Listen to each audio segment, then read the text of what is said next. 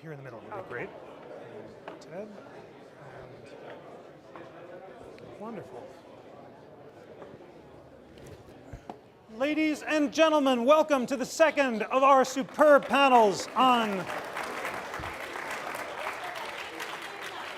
the Constitution and the future of policing. You are in for a really great discussion. You see before you some of the greatest scholars of policing in America, all from diverse perspectives, and assembling them in one place is a great honor for the Constitution Center. They will be moderated by our great friend Michael Days. He was, in fact, the managing editor of the Philadelphia Inquirer in a previous incarnation, but he has now been promoted to chief judge and is the editor of the Philadelphia Daily News. And as I said, this is part of a wonderful partnership we have with the Inquirer and all of its great family members. And he will be moderating a conversation with David Kennedy, the director of National Network for Safe Communities, a project of John Jay College of Criminal Justice in New York City, the author of many books, including Deterrence and Crime Prevention, Reconsidering the Prospect of Sanction. David introduced me to the topic of the importance of legitimacy in getting people to obey the law and is one of the leading scholars in America on that crucial topic. Heather McDonald is the Thomas W. Smith Fellow at the Manhattan Institute, a contributing editor of City Journal, a recipient of the 2005 Bradley Prize, the author of many important books, including Are Cops Racist? And one of the leading writers about the police in this country. And Theodore Shaw is the Julius L. Chambers Distinguished Professor of Law and Director of the Center for Civil Rights at the University of North Carolina School of Law at Chapel Hill. He is one of the leading litigators of civil rights in this country, having been the 5th Director, Counsel, and President of the NAACP Legal Defense and Education Fund. He's been a visiting scholar at the National Constitution Center, and he's just participated in one of our podcasts on the question of the Equal Protection Clause and written the explainer on the Interactive Constitution about the meaning of the Equal Protection Clause. Please join me in welcoming this superb panel. Take it away, guys.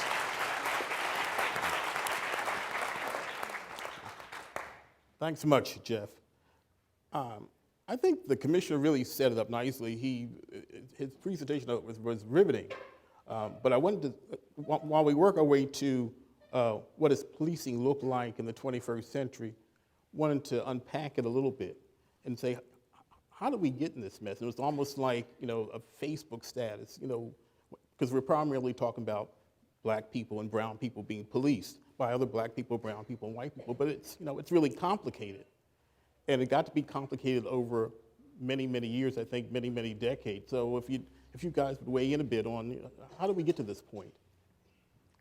Well, as Commissioner Ramsey said, police have played a tragic role in this country's hypocritical betrayal of its founding ideals with centuries of racism. And the police were a bulwark in maintaining slavery and subsequently to jury segregation. And that's a history that has a very long after effect. And it continues, I think, to influence how people see the police. But I think that more recently, where we're at is the police are more intensively in minority communities because that's where crime is happening. And Commissioner Ramsey is also correct that the police have to work on courtesy and respect constantly. But unless the disparities in crime are understood and confronted head on, we're not going to get very far in understanding why policing is more intense in minority communities. And given that, there's a greater chance that when a police encounter goes awry, sadly, it may have a minority victim. So, there's no question that policing is charged in minority communities, but today I would say that there is no government agency more dedicated to the proposition that Black Lives Matter than the police. They are there to save lives and to respond to the demands that they're getting from law-abiding members of minority communities on a daily basis for protection and public order. Do we agree with that? A good deal, but not all of it. Okay. Carry on. I agree that there's been this long history that's not been a good history with respect to policing in African American communities in particular.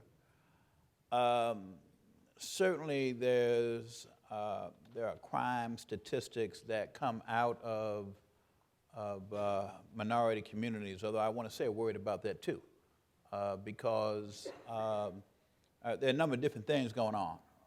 One is that communities that are black and brown and are poor, and put an emphasis on that last element. So these are poverty-impacted communities. And frankly, poverty-impacted communities, no matter what the race of the inhabitants, tend to have all kinds of dysfunction. And so I just think it's very important to be careful. And I sat up a little bit when the chief used a phrase that I don't use, which was black on black crime. Most people commit crime against people, a lot of crime rather, is against people they know, or in their communities, et cetera. I never heard the term or the phrase white on white crime, in spite of the fact that you have these mass killings and shootings, et cetera. Nobody talks about white on white crime. So there's a certain set of assumptions that come when you use the phrase black on black crime that I think we ought to be careful about.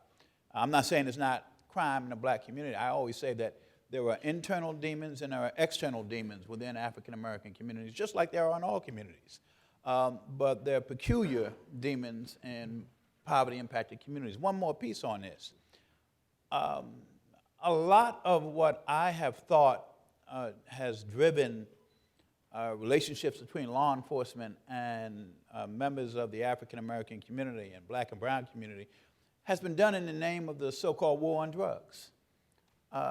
And I think we have to unpack what that so-called war looks like.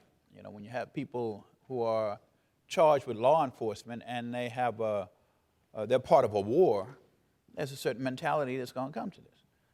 Come with it, rather. And look, I'll just say this without any hesitation, because the folks in this audience know it, with all due respect. I hope I'm not being presumptuous.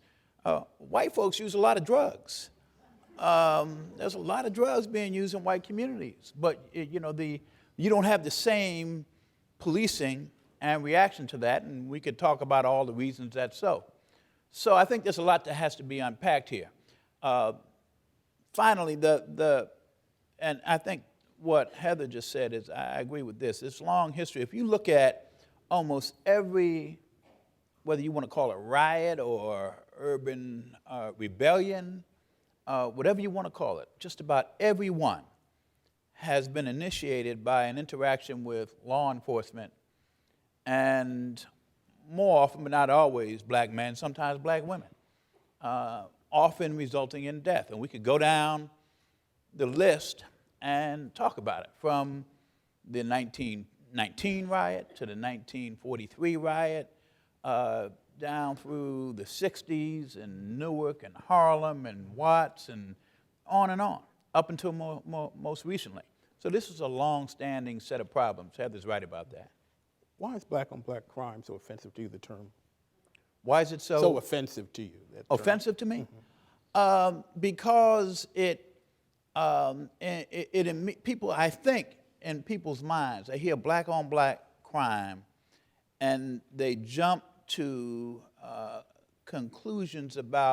general conclusions about behaviors of black folk, and associate criminality more broadly with black folks. And there's no counterpart to that terminology. Nobody talks about white on white crime, Asian on Asian crime. Nobody talks about that. And so that's why it offends me. If that term is unique, for whatever reason it's there, there's something underlying it that's problematic. Professor Kennedy, I hear you, I see you nodding. What he said. So let me start here. So it is making my head spin that we're here in this wonderful institution devoted to the United States Constitution and talking about constitutional policing as if that's a good thing for black people, right? The Constitution of the United States up until 1963, which is very recent in historical terms, was an explicitly racist document. Thank you. So who here has read The New Jim Crow? Lots of people in this room, I suspect. So The New Jim Crow is Michelle Alexander, civil rights lawyer, brilliant book, making a very reasoned account that the American criminal justice system is a deliberate conspiracy to do damage to black America and black neighborhoods under color of law. And I have this conversation with white folks all the time. Some of them police officers, most of them not police officers, in which they hear this argument and say in one way or another, that's crazy, the American government would never do that. And yes, it did, all right? From before the founding of the nation, which is transportation, through the founding of the nation, and 3/5 of a human being and blacks as property, and the commissioner talked about police forces in the South emerging from slave catching. Police forces in the North were slave catchers because under the Constitution of the United States, an escaped slave in Boston was still property. And Boston police found them, caught them, and sent them home. Through Reconstruction and Jim Crow and the Black Codes and literally the entire legal history of the United States, up until we finally got it right on paper during the Civil Rights era, the law of the United States was a deliberate attack on black Americans. And in this conversation about policing, police were often those there. Police will say to you, we're the only arm of government out there 24/7, and that's right. And so police were the front lines of that deliberate legal oppression. At just the time that we changed the law, we started the war on drugs and the war on crime. We jacked up enforcement enormously. There were 300,000 people in prison in the US in 1960s. As we all know, 2.2 million people in jail and prison now. Legal scholars have done the analysis. You were less likely to go to prison as a black male under the worst of the previous racist legal regime than you are now. 70% of black American men who don't finish high school will serve at least one felony sentence. That's under the good days that we're living in now. We took decent ideas like broken windows, which are to say neighborhoods deserve order, turned them into debased ideas like zero tolerance, which made a virtue of putting hands on and arresting as many people as we possibly could. And, you know, it's patently obvious now how much damage that did. But you put all this together, and the fact is, you know, even as the commissioner said, this is not just about the police. The police end up wearing a lot of things that are not solely or even a little bit their responsibility, but they are the most visible arm of the legal system. And the fact is that the experience of black Americans with the legal system of the United States, from the founding of the nation through to the present day, has been an unhappy one. That's just true. And if the mass of the nation has now figured this out and is revulsed by it, welcome to the party. And as the commissioner also said, we've never had a moment like this, and we'd better get it right. But should we be surprised at the outrage and the intergenerational trauma? We should not be surprised. Ms. McDonald, I see you. Thank Say you. something. Criminologists have been looking for evidence that the disproportionate presence of blacks, tragically, in the prison system is a result of police bias or prosecutorial bias or jury bias, judicial bias, and they haven't found it. Michael Tonry, Robert Sampson, reluctantly, but honestly, have been forced to reach the conclusion that the disproportionate representation today of minorities in the prison justice system is due to crime. And this is where we get back to this charged topic of black crime.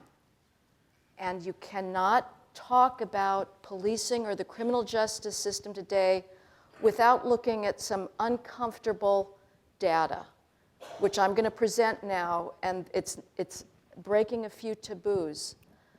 But every year, more than 6,000 blacks die of homicide. That's more than the white and Hispanic homicide toll combined. Blacks are tragically 6 times more likely to die of homicide than whites and Hispanics combined. Why? Because the black homicide rate is so high. It is 8 times higher that of whites and Hispanics combined, and 11 times higher than whites alone. The reason that the police are more in minority neighborhoods is they're trying to save lives. The war on drugs was fueled in part by a perception among people like Charles Rangel, Major Owens in Brooklyn, who said with regards to the crack epidemic, this is the worst oppression that this community has known since slavery. And there was a bidding war for the crack penalties to bring them up, and they arguably got too high, but they were identical in their penalty structure to meth. If you're a meth trafficker, you have faced an identical set of mandatory minimums in the federal sentencing system as crack. Meth being predominantly a white and Hispanic As was trafficking cocaine, crime. yes. Cocaine, they weren't was not equal to crack, was it? Cocaine versus crack. But it's the same as meth. So crack was seen as the most oppressive drug at the time to powder Let's be civil now. cocaine. Let's be civil. So again, the reason that today the police are in minority neighborhoods is they are responding to requests for help. Every time I've been to a police community meeting in Harlem or the South Bronx, I hear some variant of the following requests. You arrest the dealers and they're back on this corner the next day. I want them off my street.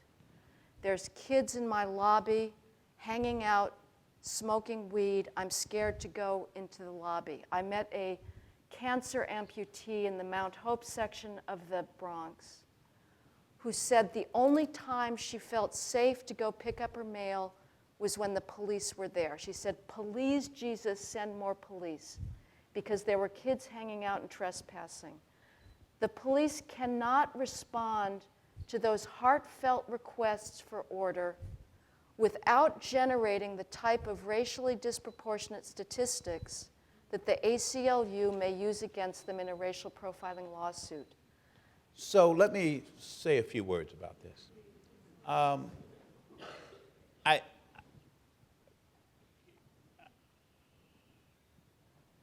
Hard truths, fine, as far as it goes.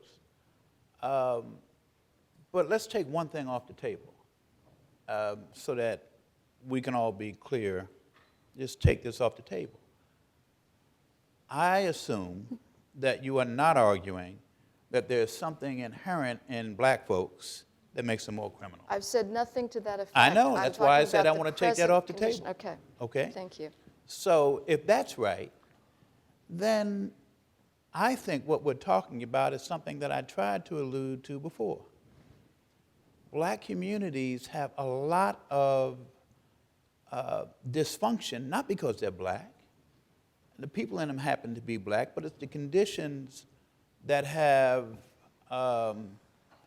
existed in black communities because of a long train of racial discrimination, subordination, unequal opportunity, lack of education, on and on and on, which would make any community dysfunctional in some respects. With respect to your, and there are, having said that, I mean, I grew up in the South Bronx and in Harlem. I know firsthand what you are talking about or trying to talk about. So I get all that. It is not true that the disproportionate presence of African Americans in prisons around this country is solely a function of who commits crime, particularly if we talk about the war on drugs. I said a few moments ago, and I welcome you to come back on me on this, white folks use drugs in the same proportions as African Americans, sometimes slightly higher. The question of who gets arrested, who gets prosecuted, who gets charged with what, who gets convicted, who gets a plea, who goes to jail, the length of sentences, that's riddled with racial inequity. You know, look at the Bureau of Justice statistics. I know you're familiar with them. And they tell you that the proportion of drug usage in African American communities, among African Americans, isn't higher than white communities. If that's right, then we go back to what you said about some of the conditions. And I mean, the police aren't in black communities simply because they're responding to requests for help, although people in those communities do want protection. They do want help, just like any community would want. The police are there because that's their jobs. That's what we do. We have police who, their job is to protect the people in these communities. My question is, given that we have these issues, how do they relate to the people in these communities? Do they see themselves as they do when they police white communities, wealthier communities? Or are they interacting with the people, back to that issue of respect, in those communities in a way that is different? One of the last things I did as Director Counsel of the Legal Defense Fund was approve an investigation of the vertical sweeps case that eventually was filed in New York City. And you know the case I'm talking about, and you know that the allegations that the Legal Defense Fund made in that case, and there are others who have brought similar cases, have to do with how the police interact with tenants or visitors in housing projects. There are a whole lot of problems, there are a whole lot of issues, but you can be a tenant in a public housing project, a young person, and you can be arrested just for being there, period, and prosecuted. So we have all kinds of difficult issues in which race is a kind of third rail. So I just take issue with some of how you describe this. I think we have to be careful about how we talk about it and how we define the problems that we're trying to get at. Well, I want to give Mr. Kennedy a chance to respond. Can I just respond very quickly? Please, okay, quickly. On the drug issue. And again, we are so much in agreement that the police have to treat everybody with respect and courtesy. But they are there because of crime. CompStat, the process in New York, is race blind. Nobody in New York City Police Department is saying, let's go police black people or white people. They're saying, where is robbery happening? Where are people being stuck up? Where's murder happening? That's where we're going to deploy. But on the drug issue, drugs is not what is driving the American prison population. State prisons hold about 88% of all prisoners. 16% of state prisoners are there for drugs, 4% for possession, 12% for trafficking. The rest are overwhelmingly for violence, about 55% is there for violent crimes, and about 18% for property crimes. And the rise in the prison population was driven overwhelmingly by violent crime, not drug crime. And I'll let Mr. Kennedy go on. Professor Kennedy, this falls into your area of expertise. You want to weigh in? Okay. So, look, it's not working. In a lot of ways, these sorts of, let's go back to the underlying rates of offending and let's map arrests onto them and let's track those incidents through and let's see if social scientists can find incidents of bias and let's run all the models. It's not working. And if there's one thing that I've learned about the way angry black folks think about these issues versus people who are not angry black folks, it's that the not angry black folks fall into the kind of conversation we've just been having. Let's look at this incident. Was it constitutional? Was the arrest righteous? Was it processed right? White folks talk about incidents, and black folks talk about history. And the history of all of this is one of complete failure of the state to respect and protect black neighborhoods. For a lot of the nation's time in this, as I've said, that was written into the law. It is no longer written into the law. What's happened since the Civil Rights Revolution in the United States is that we have pursued ideas, especially in policing, that have, we now know for a fact, done tragic damage to the fabric of those communities when all the men have criminal records for whatever reason that they may have gotten them. As one of my black minister friends has said to me, if you want to destroy a civilization, lock it up. And that's right. I work in neighborhoods where all the men have felony records. They will never get a decent job. They're less likely to marry. Their kids are more likely to fail school. Their kids are more likely to go to prison. We know this is right now. We know that when we lock up more than a very small percentage of the adults, crime in those neighborhoods go up. So even if you give police the benefit of the doubt on why they're there, and I do give them that, like I love my cop friends and I know why they're on the job, it's not working. And we now know that in a lot of ways it's making things worse. One of the ways in which it's making things worse is that the public survey data on this is very clear. The confidence of black Americans in the fairness and impartiality of the police is getting worse over time. And when you don't trust the police and you know who killed your friend, you don't call 911 and get help from the police and prosecutors. You get a gun and your friends, you go deal with it yourself, and that becomes another one of these violent crimes that we blame the community for. When what we should really be saying is, we have failed to protect and engage, and when people are on their own and they're in terrible situations, bad things happen. These communities need policing, but they need a different kind of policing than what they've been getting. It's not working. So let's segue into that. Did you want to say something else? Well, I would just... Before we segue into what needs to happen. There's an increasingly controversial book that was written about Philadelphia called On the Run by a sociologist who was at Penn, Alice Goffman, and her reporting has come under question with regards to her portrayal of the Philadelphia police.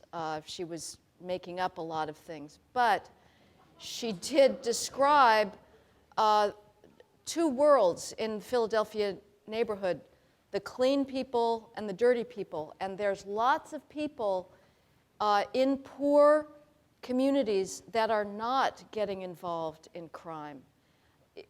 It is not the case that everybody has a criminal record.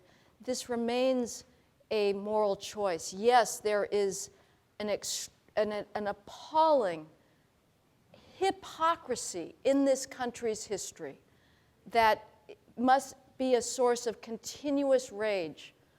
But there are people that are growing up and are making the right choices all the time, and they deserve the protection. And I would say the biggest constitutional failure of the police was not to provide police protection in minority communities. That used to be the big source of lack of legitimacy, when the police said, well, this is simply how black people are.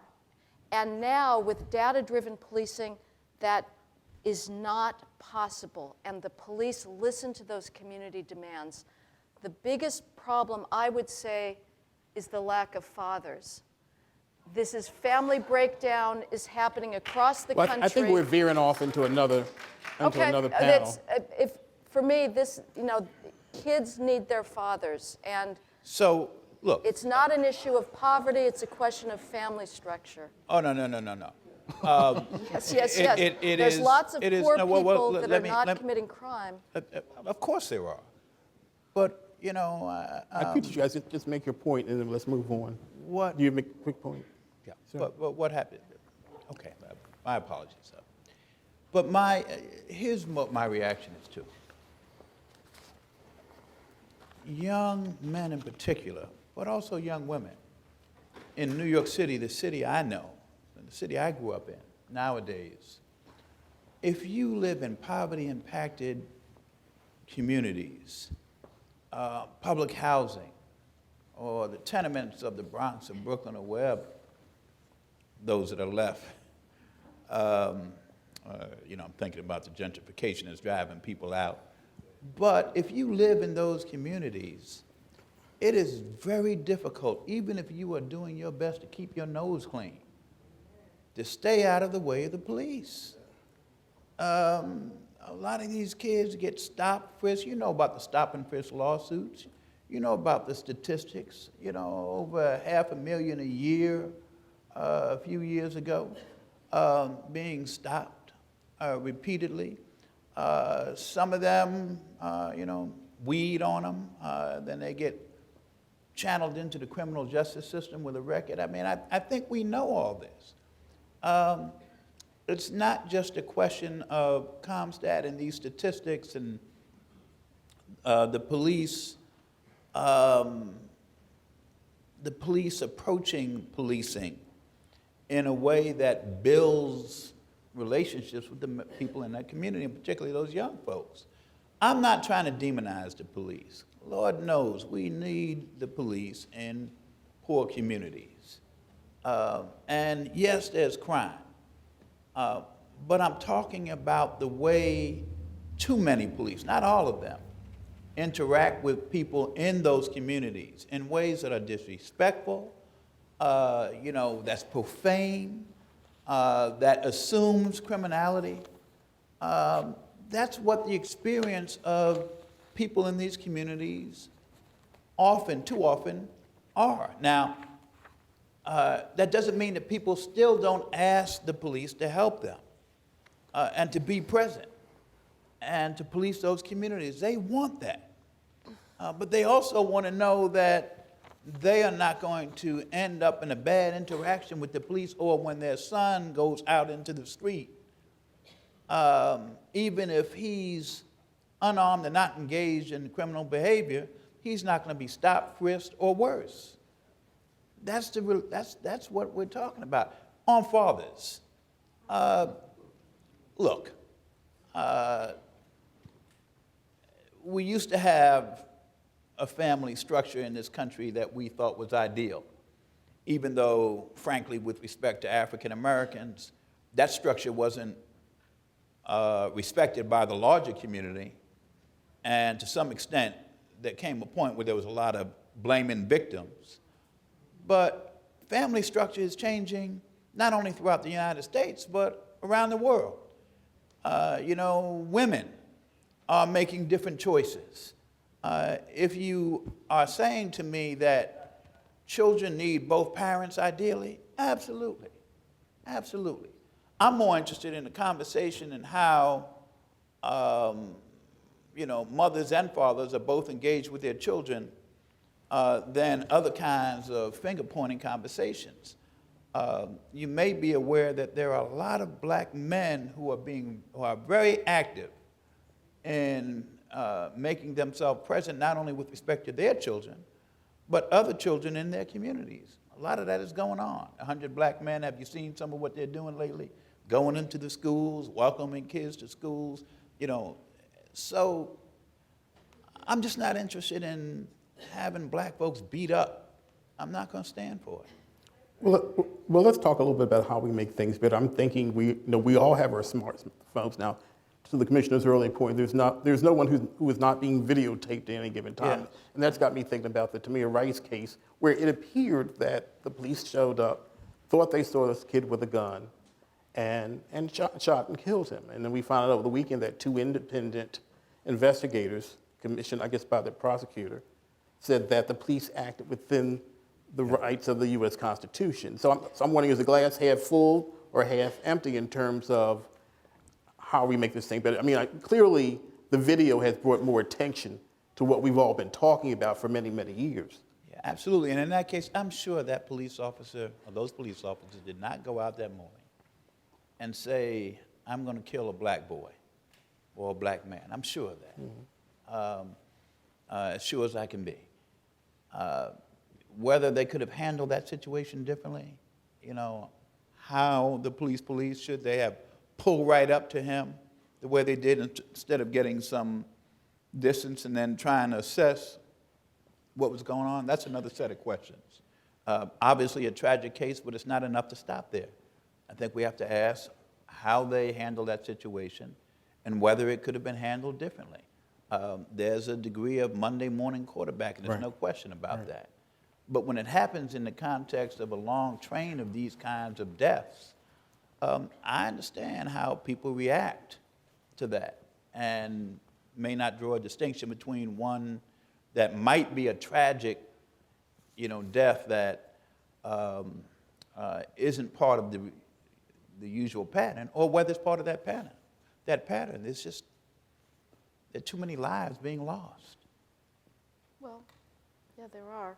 I mean, it's unthinkable what Tamir Rice's family is going through. It's horrible, absolutely stomach churning when an innocent gets gunned down by the police. And it's understandable that there is a higher standard that we hold the police to, and we expect them to be the embodiment of our best principles and our Constitution, of course. They are the living embodiment of the law.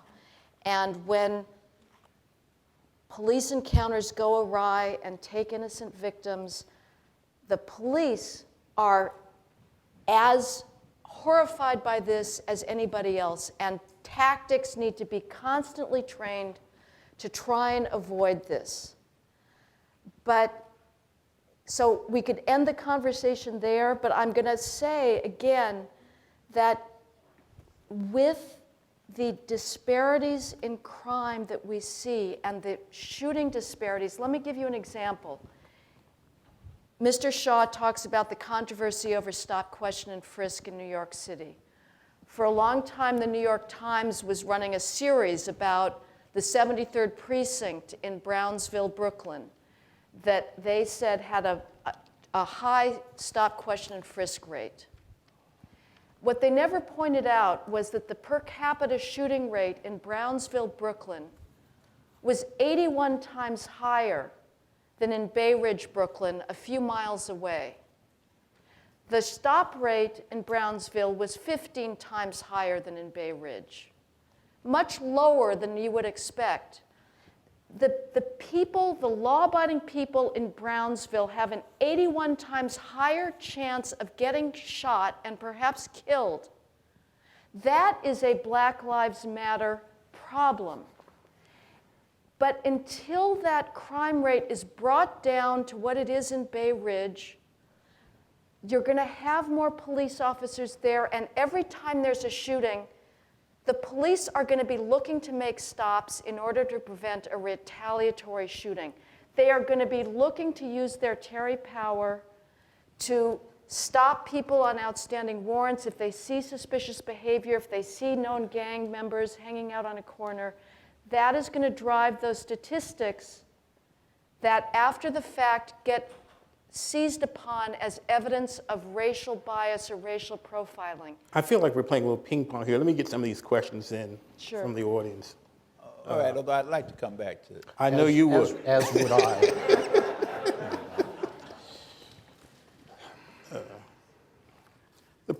Here's one question. The police do not treat black people the same as they treat white people. Explain. If it's not race, then why? I'm not buying that we are criminals, more criminal than whites. So let me answer the question Yes, please. and respond. So Heather's right up until she's not. Darn, I wanted to be right until when I was wrong, including when I was wrong. Higher levels of violent crime, yes. Why that's true, don't agree with her about that at all. But is it true? Yes, it is. People in those neighborhoods deserve protection? Yes, they do. Officers are deployed in those neighborhoods in order to give them that protection, and that is almost entirely well-intentioned. That's right. Then you get astronomical levels of stops, and that's because each of those stops are based on probable cause and reasonable suspicion. No, they're not. Officers sweep through those areas and they stop everything that moves. And anybody who has actually seen this happen cannot believe for a moment that that stuff is constitutional. It's not. And what happens in practice is, with every good intention, right? So I tell everybody I know to read the new Jim Crow because people need to understand the anger here. I agree with Michelle about everything except one thing, which is she thinks it's a deliberate conspiracy. I don't. But what I do know happens is that people at One Police Plaza and police headquarters here and every other city tell their people, go out and do something. And they go out into these areas, they use the tools they have. They're terrible tools. And as the gentleman has said, when you stop a whole bunch of young people and you make up reasons often for arresting them, it's not just the joints, right? So if they've got a joint in their pocket, at least they've got a joint in their pocket. The white high school kids have joints in their pockets too, and they don't walk around being afraid of being arrested because they don't get treated this way. But it's blocking the public way, which means you're standing on the sidewalk. It's riding your bicycle on the sidewalk. It's trespassing, which, as you know, means you're standing in front of somebody else's house. If you try hard enough to figure out ways to lock people up, you're going to figure out how to do it. And much of that is, and Heather's right about this, it is well-intentioned. People are trying to do the job, but they're doing the job in terrible ways when you have toxic interactions with people all day long, every day, and they're angry at you all the time. And basically, you've criminalized them, so now you have a story that says everybody's mad and everybody's a criminal. That's how you start looking at entire neighborhoods. And if we don't, in this national moment that we've got where everybody has suddenly become electrified at how awful this is, if we don't take this moment to reset things, we will never get another chance like this. You heard Commissioner Ramsey up here. One of the interesting things about listening to Heather talk is that she's advocating for people who don't agree with her. Right? Ramsey doesn't believe in this stuff. He wants it drawn down. He recognizes how toxic it is. The leadership in American policing are the only ones standing up and talking honestly about our racial history. In my home city of New York, they're no longer making low-level marijuana arrests. They know there's no public safety return on it. They've drawn stops down 95%. They're moving young people directly into diversion without arrest. We can do better than this. I wanted to point out that the stop and frisk in New York that we talked about a few years ago was getting a lot of attention. And at one point, it got close to, I think, 750,000 stops. Nearly 800,000. Right. Yeah. if I remember correctly, I think the hit rate with, and they were justifying a lot of this saying, get guns off the street. And I think the hit rate with respect to guns was somewhere around 5%. Under 1%. The same thing happened in Philadelphia. Right. Very few guns were recovered.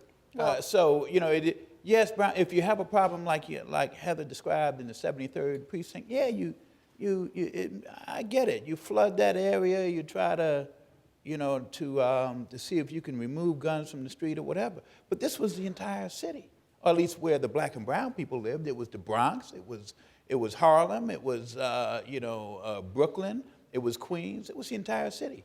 Well, 250,000 people, young people. And the hit rate, extremely low. You can't balance that out. I mean, people are going to resent the police. They aren't going to engage with them. They're not going to respect them. They're not going to trust them. It does become a war. stops have to be done constitutionally. There is no question. There has to be reasonable suspicion to make a stop. Yielding a gun is not the only test of a stop's constitutionality, of course. Stops can be done because they see somebody possibly casing a burglary, or it's a drug set. People on drug sets are very savvy about how not to have contraband on you in order to be have probable cause for an arrest. But you think 800,000 people, there were probable cause to stop and frisk? You know, there undoubtedly were excesses that happened, and it's proper to dial it back. But what we're seeing now is the police have gotten the message that from the protesters that allegedly they should dial back. Discretionary policing has dropped enormously over the last year in response to the Black Lives Matter movement. Police are no longer making those discretionary stops. They are answering 911 calls, but in Baltimore, in St. Louis, discretionary policing is way down and crime is shooting through the roof. You have now Folks, this is a fact-free zone. Oh, really? The Yeah. Major All right, Chiefs Association met in emergency session in August the violent to discuss crime rate the violent in St. crime Louis rate. went down after Michael Brown was killed. That is a fact. Crime is up an average of 20% in the 60 biggest cities in places like Baltimore. Well, I think we're all going to have to go to They have Google, had Google the for this. bloodiest- Not true. The bloodiest couple of months since 1972. Let me get a couple of these questions. And so here's someone who clearly is thinking about guns and the impact they have on crime. He says, we put GPS chips, why not put GPS chips in every firearm that comes in and made in America? We do it now with people, why not firearms? Well, the biggest problem with that is that firearms are not only durable goods, they're very durable goods. And anything that began an intervention with new guns today doesn't touch the 250 million firearms that are out there already and that will still be operating 100 years from now. So, not that there's no merit in some of those things, but they're not going to have any kind of substantial impact soon. And one more, do you feel that current government policies keep those in poor communities enslaved by not encouraging school options or providing money to those able to work? By not encouraging what options? School options. I think the point that's being made is there's so much, in a lot of our communities, people feel like they are living in police states, just be honest about it.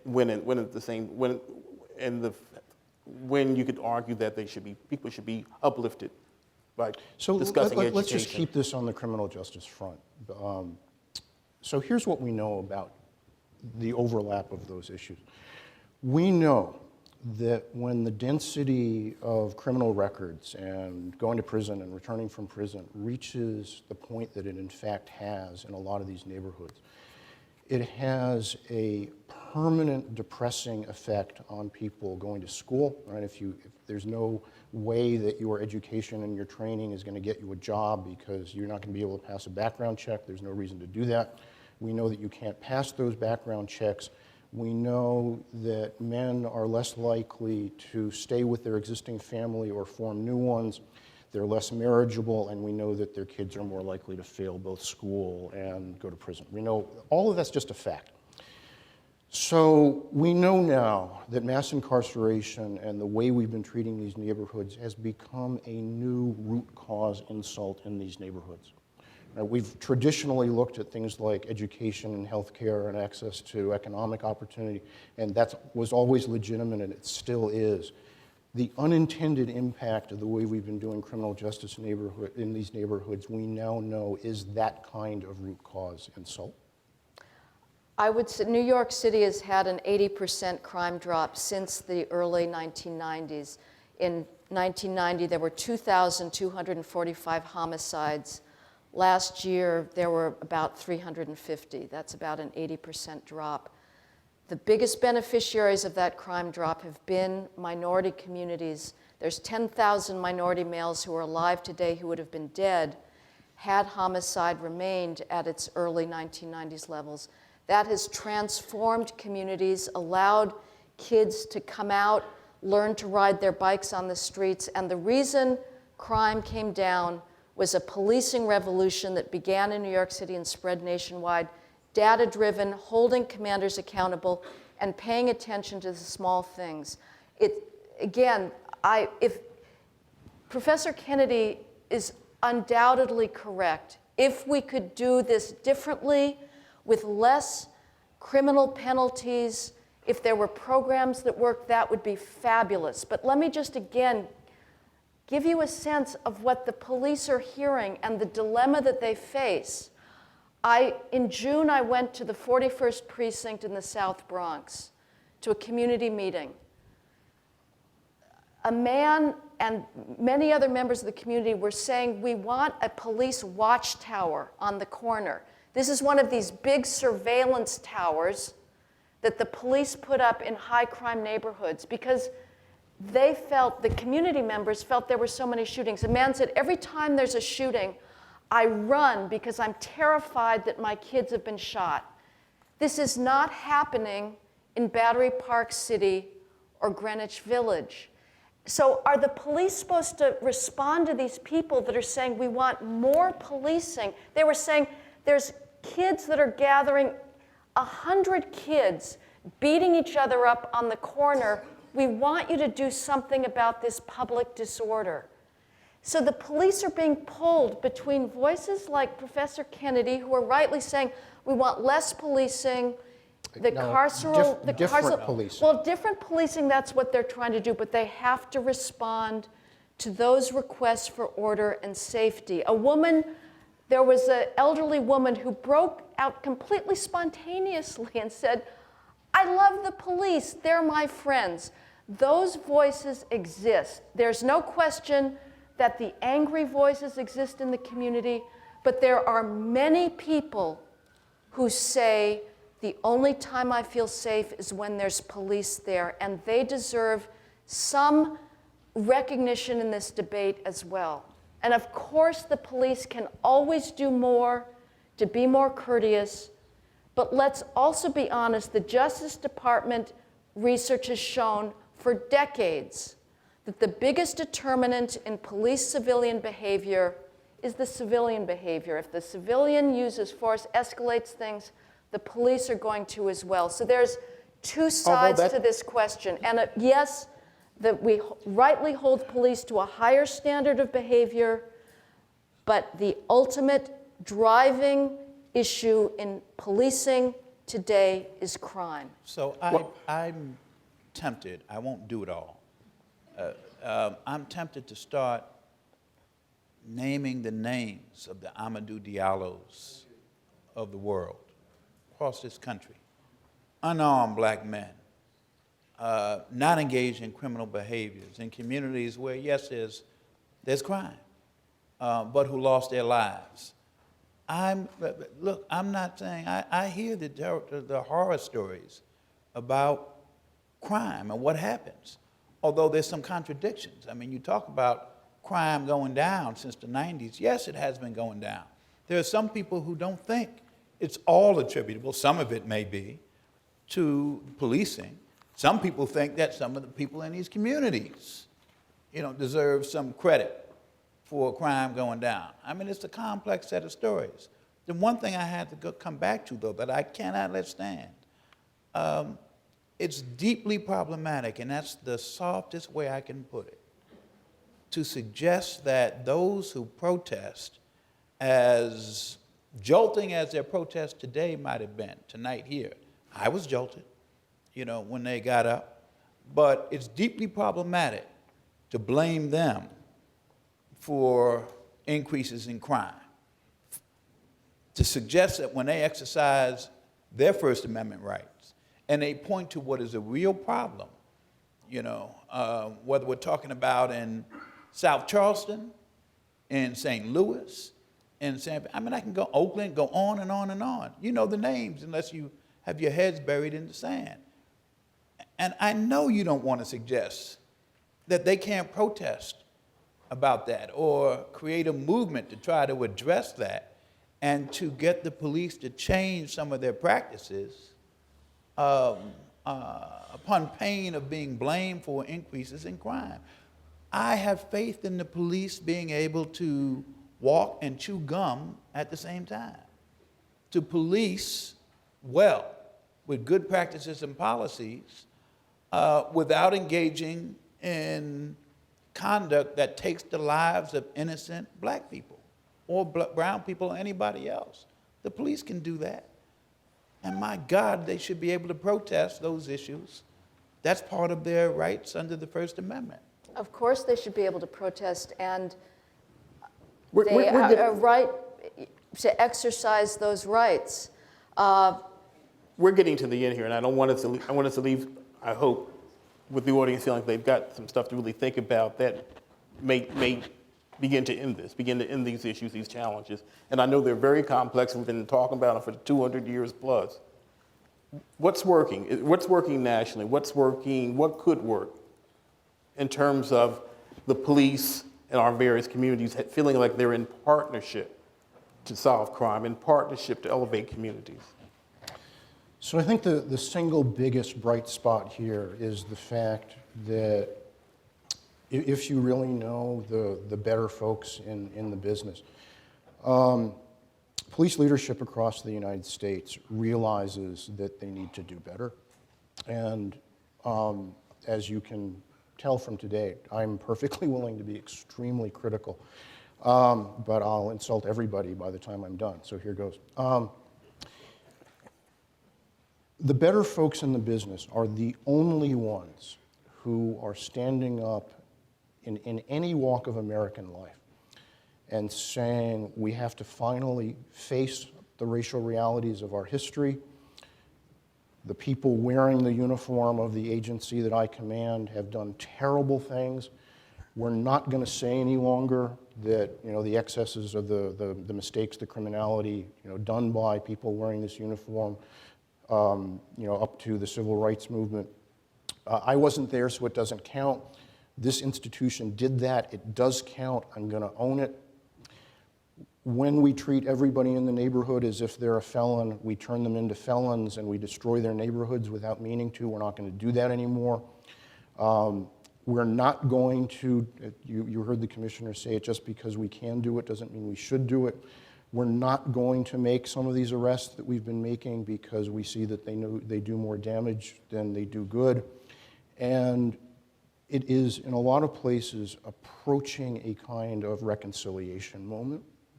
You get people, again, like the commissioner, who are actively figuring out how to get this across to their rank and file. They're embracing ideas. You heard him again say it, we're all biased, we can't help it.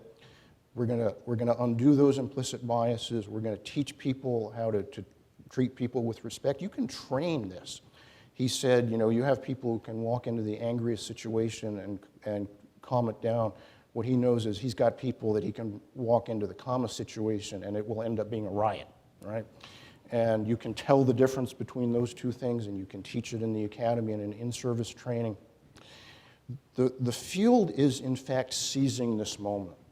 And part of it, and this is the piece that I've been particularly part of, they now understand that in what we call dangerous neighborhoods, it's about 1% of the young men that drive things.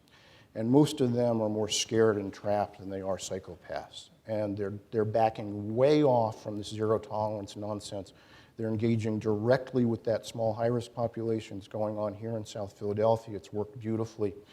And that lets them say to communities, we're not going to treat everybody in here like a bad person in a bad place. We're going to work with you. We're going to work with you to work with them. We don't want to lock them up unless we have to. And if you're close enough to it, something very much like the fabric of a new consensus is emerging on this.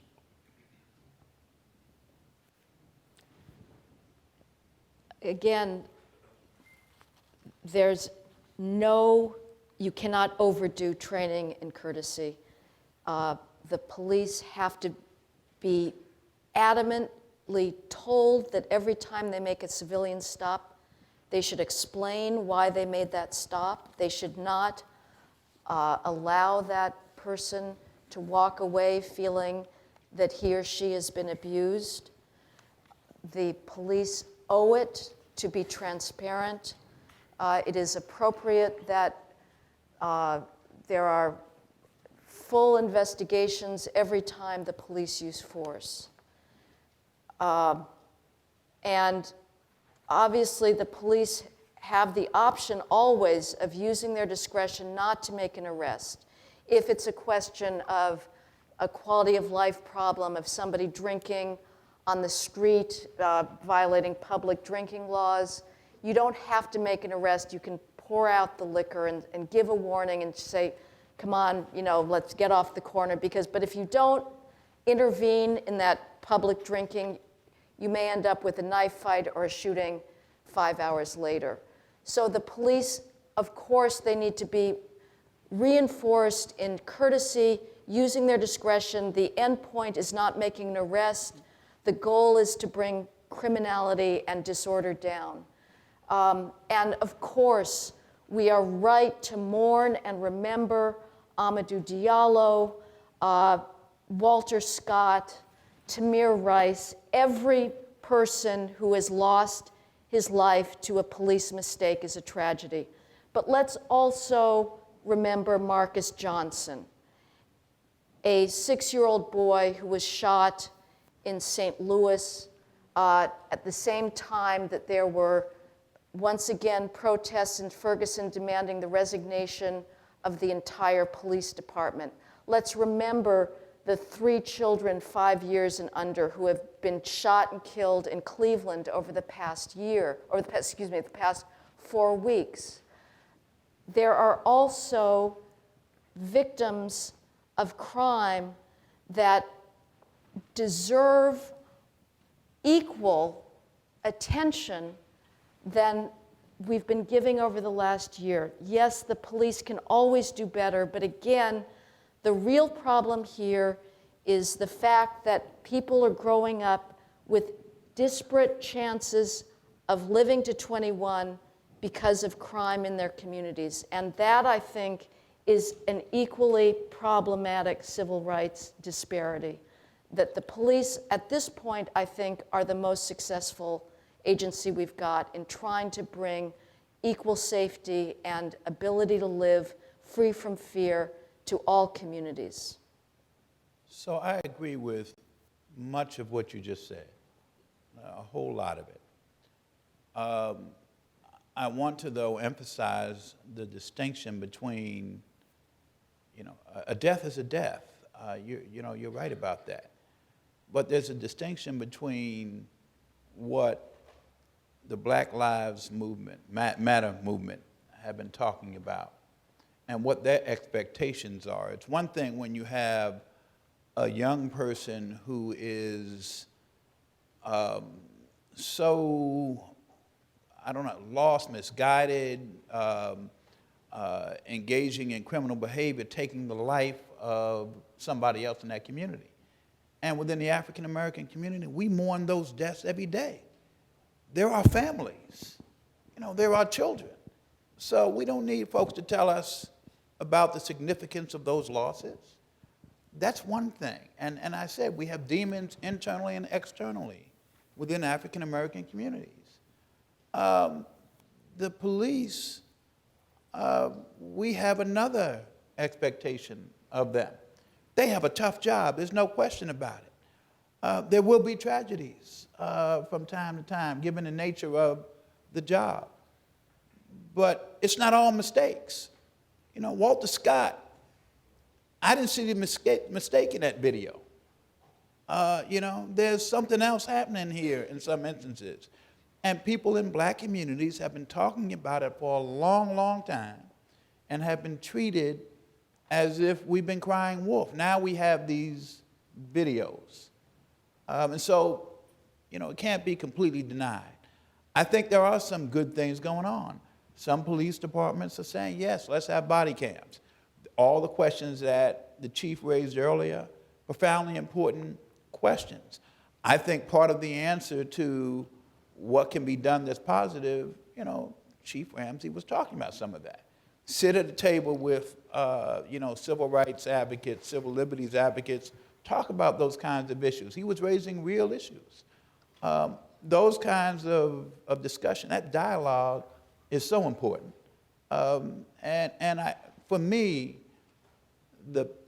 all the pain of what we've seen in the last year or two, my hope is that it's leading to some of these changes in policing practices and a dialogue between people in these communities, but also some respect and credibility given to people who have been raising these issues for a long time. You know, you can't dismiss them. You know, the last thing I'll say, and then I'll close my mouth, there's something on Facebook some of you may have seen. It's a photograph that somebody posted of a young black girl, and there are tears streaming down her face, and there's a white hand over her mouth. You get it? You know, there's a silencing of some of the folks who've been raising these issues by saying all lives matter. Of course they do. But there's an attempt to don't silence these folks. And the police departments need to engage, and the people in the communities need to engage with the police departments. There's some of that happening. That's where my hope lies. People might question the tactics of Black Lives Matter, but clearly they're not going away. And personally, I'd argue it's a good thing, because we do need to be shaken up a bit to try to make things a little better. Listen, this has really been a very refreshing panel. It certainly hasn't been politically correct. So I know the audience thanks all of you. Mr. Kennedy, Ms. McDonald, Mr. Shaw. You want to close it out? Jeff, you want to close it out? You're good? Okay, thanks much. I guess we're done. Good seeing you again. Nice seeing you, Heather. I'm sure we'll be debating Really a at pleasure some other meeting you. point in the future.